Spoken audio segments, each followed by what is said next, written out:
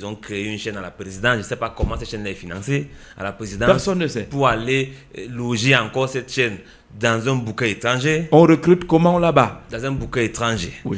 Et vous avez donc la chaîne qui perçoit les redevances audiovisuelles. On ne sait plus. Et il faut dire aux Camerounais que ceux qui sont là-bas au palais de l'unité, le palais des Camerounais, ils vivent là-bas comme si le palais de l'unité Son autarcie, c'est leur monde. Est comme quand tu pars à Rome, le Vatican. C'est un État dans l'État. Non, c'est comme ça qu'il fonctionne là-bas, que en fait, le palais de l'unité, c'est un État dans le Cameroun. Comme ça fait près de 2 km carrés, puisque c'est suffisamment large. Oui. Donc, du coup, ils sont dans leur État et nous sommes dans notre État. Puisque, comment vous pouvez m'expliquer que vous ne pouvez pas approcher la barrière? Non, soyons sérieux. La barrière maintenant, en dehors d'avoir leurs propres écoles, les coccinelles, à l'intérieur où le voisin de Tongolo ne peut pas envoyer son enfant de ce côté-là, il faut maintenant avoir une télévision qui montre que nous, on a notre vie là-bas. Bientôt, ils vont avoir leur supermarché et leur boulangerie là-bas à l'intérieur. Mais attendez, quand vous me voyez toutes les maisons qui sont autour du palais, là, on loge les hauts gradés, ils font comment pour vivre? Ils ont forcément ce qu'on appelle en fait pas une cantine. Pas une cantine. Ça a un nom qu'on appelle ça quand on vend l'économa à l'intérieur. Donc tu comprends qu'ils sont là-bas dans leur pays et nous sommes dans notre pays. Et ça, les Camerounais doivent comprendre cela.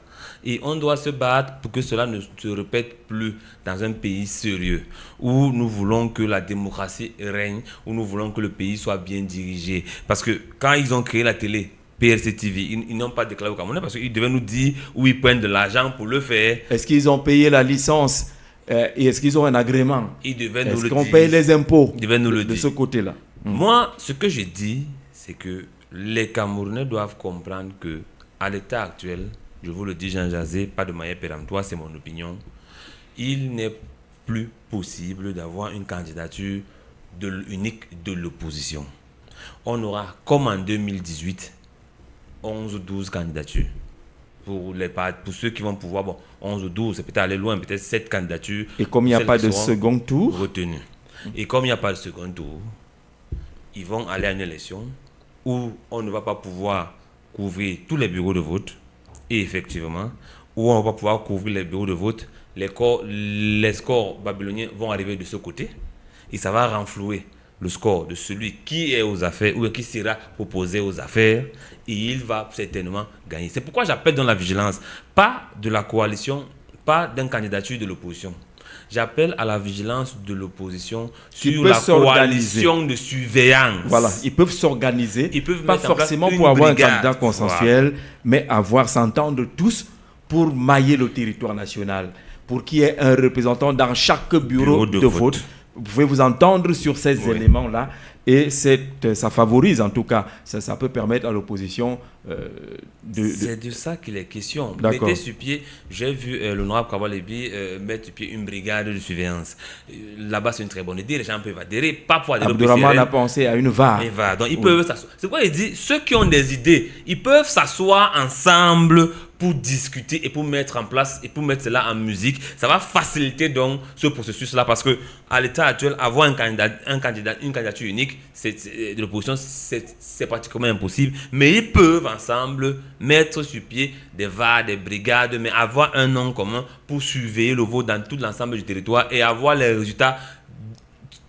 D'accord. On prend rapidement le Patriage Biloa ici pour le dernier jet. C'est le dernier rappel de ce jour, Patriage. Ok, j'appelle pour préciser une chose. Je parlais tout à l'heure des loges.